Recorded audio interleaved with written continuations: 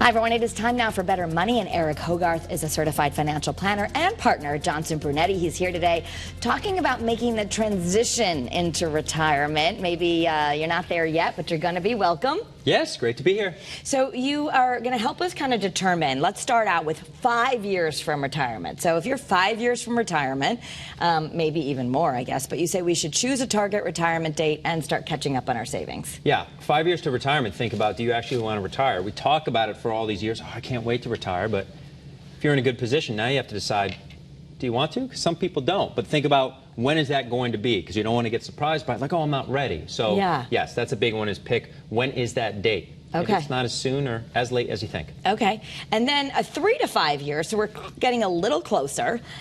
You want to start reviewing your benefits and maximizing your savings as you think about those future healthcare costs. Yeah, and you think about where you're saving money. Is it a retirement account that you're going to get taxed on a lot? Is it not a retirement account? Also depends when you are going to retire. If you're going to retire before 65, before Medicare age, have your benefits in order, because you're not used to paying for them and you're about to start paying for them. So okay. that's a big thing, is what benefits are you going to carry over into retirement? So if you got the Medicare, then you're going to be okay usually. Makes it a little easier and a little cheaper. Okay, all right.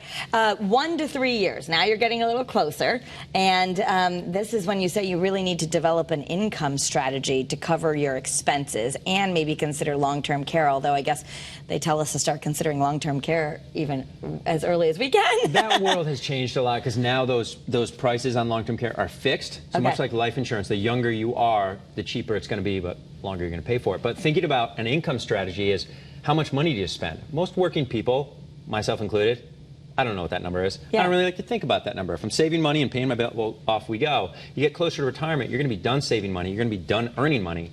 How much are you going to spend? Okay. So that's what an income plan is do you have enough, and where are you being smart about where you're going to take it from? Okay.